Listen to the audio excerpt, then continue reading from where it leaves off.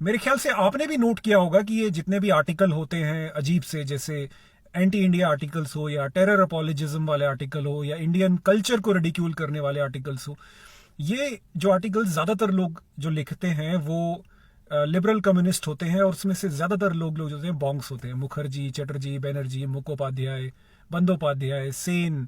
अ, हर जगह जो है आप देखेंगे आपको इसी तरह के नाम मिलेंगे। तो ऐसा क्यों होता है? ऐसा क्या रीजन है कि ज्यादातर ज्यादातर कम्युनिस्ट, लिबरल, फेमिनिस्ट, इस तरह के जो लोग होते हैं वो बॉन्ग होते हैं? तो इसके पीछे एक प्रॉपर टाइप रीजन है जो मैं आपको बताता हूँ। कम्युनिज्म कहीं पर भी ग्रो करे उसके लिए तीन मेजर फैक्टर्स वहां पे होने जरूरी हैं। पहली चीज होती है क्लास इनइक्वालिटी या इकोनॉमिक इनइक्वालिटी, कि गैप बहुत ज्यादा हो, भले ही वो कास्ट गैप हो, इकोनॉमिक गैप हो, एजुकेशन गैप हो। तो इंडिया में इंडिपेंडेंस से पहले हर जगह ही जो है गैप था, इनफैक्ट अभी भी है, लेकिन बंगाल में ये बहुत ज्यादा था। बिकॉज बंगाल में जो अमीर थे वो बहुत अमीर थे और जो गरीब थे वो बहुत गरीब थे, और बंगाल के गरीबों ने सहा भी बहुत है। वहां पर काफी बड़े बड़े जो है अकाल पड़े हैं, पार्टीशन भी जो है उन्होंने झेला है, लड़ाइयां झेली है। सो बंगाल के लोग काफी गरीब होते थे। सो जहां पर ये इकोनॉमिक डिस्पैरिटी बहुत ज्यादा होती है वहां पे कम्युनिज्म ग्रो करने के चांसेस ज्यादा होते हैं। दूसरी चीज होती है कि लोअर क्लास यूनाइटेड हो बेसिकली। सो बंगाल के लोअर क्लास को यूनाइट किया गया, चाहे इंटेंशनली हो या अनइंटेंशनली हो, ब्रिटिशर्स ने।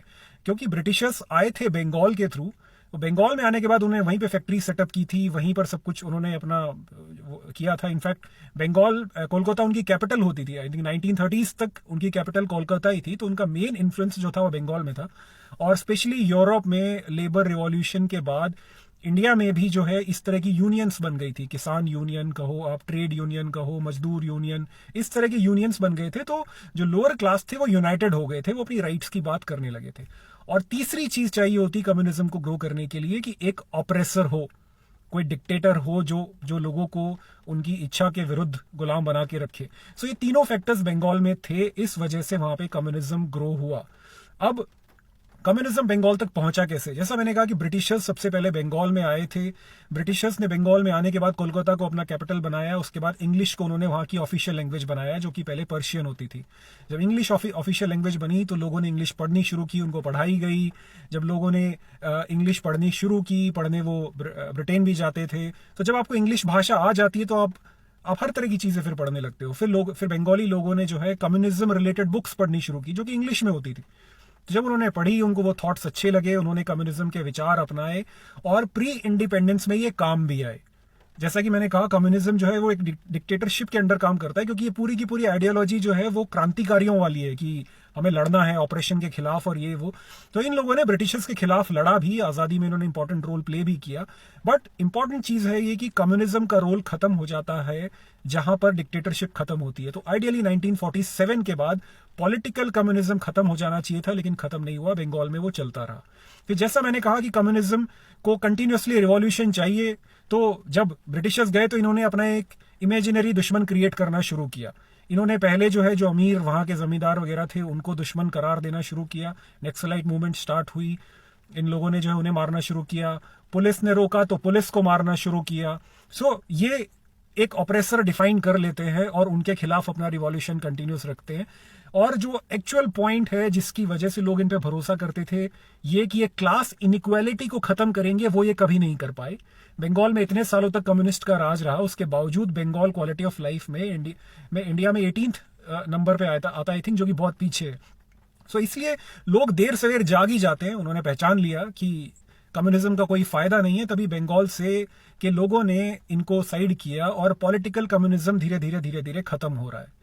लेकिन दूसरा कम्युनिज्म जो ज्यादा खतरनाक है वो है कल्चरल या एकेडमिक कम्युनिज्म। वो इंडिया से खत्म नहीं हुआ है, वो ज्यादा खतरनाक है। वो क्या होता है? मैं एक बार फिर से पीछे जाता हूं थोड़ा सा। जैसा मैंने कहा कि ब्रिटिशर्स कोलकाता में बंगाल में सबसे पहले आए, उन्होंने कोलकाता को अपना कैपिटल बनाया। 1930s तक वो वही थे। इंग्लिश को उन्होंने ऑफिशियल लैंग्वेज बनाया। बंगालीज ने सबसे पहले इंग्लिश पढ़नी शुरू की, उन्होंने बुक्स पढ़नी शुरू किए, वो कम्युनिज्म से इंस्पायर हुए, वो पढ़े। वो तो ज्यादातर लोग जो हैं, जो पढ़े लिखे थे, जो ह्यूमैनिटीज के सब्जेक्ट पढ़े लिखे थे, जो कम्युनिज्म के, सोशियोलॉजी के, इन तरह की जो ज्ञानवर्धक चीजें सो कॉल्ड होती हैं वो पढ़ते थे, वो सब बंगाली ही होते थे। तो जब इंडिपेंडेंस हुई और इनफैक्ट उससे भी थोड़े से पहले, तो इंडिया में जितने भी बड़े बड़े कॉलेजेस थे स्पेशली ह्यूमैनिटीज वाले, वहां पे ये बंगाली प्रोफेसर्स ही जाते थे पढ़ाने के लिए, क्योंकि जैसा मैंने कहा पढ़े लिखे लोग यही थे, इनको भद्रजन भी कहा जाता था। तो ये ही पढ़ाते थे, यही ह्यूमैनिटीज के स्टूडेंट्स का माइंड इन्फ्लुएंस करते थे। सो एक जनरेशन ने दूसरी जनरेशन को तैयार किया। यही लोग फिर ह्यूमैनिटीज के कॉलेज से निकल के ब्यूरोक्रेसी में गए, आईएएस, आईएफएस, आईपीएस जो भी है। इनफैक्ट इंजीनियरिंग और मेडिकल और बाकी ब्रांचेस ने तो अभी सिविल सर्विसेज में जाना शुरू किया, उससे पहले सिर्फ ह्यूमैनिटीज वाले लोग ही जाते थे मेनली।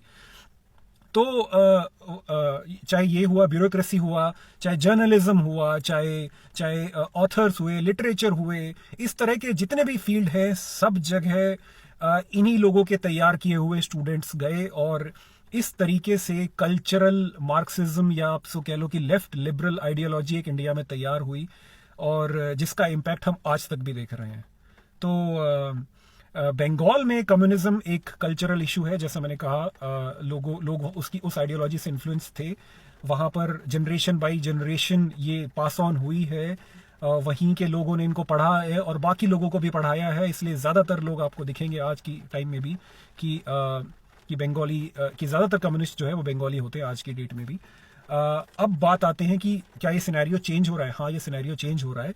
आजकल की जो नई बॉन्ग जनरेशन है वो चीज़ें रियलाइज कर रही है कि कम्युनिज्म से उन्हें कोई फायदा हुआ नहीं है, ये बकवास आइडियोलॉजी है और होगा भी नहीं। जैसा मैंने कहा कि कम्युनिज्म तभी काम करता है जब डिक्टेटरशिप हो। चाहे आप कोई भी कंट्री देख लो, जहां पे कम्युनिज्म ने रिवॉल्यूशन लाया है वो डिक्टेटरशिप तक ही ठीक है, लेकिन डेमोक्रेसी में कभी कम्युनिज्म सक्सेसफुल नहीं हो सकता, क्योंकि ये गरीबों को गरीब ही रखता है, ताकि इनका वो कंसिस्टेंट एजेंडा चलता रहे कि हम अमीरों से लड़ रहे हैं, हम कैपिटलिस्ट से लड़ रहे हैं, हम ये लड़ रहे हैं, वगैरह वगैरह।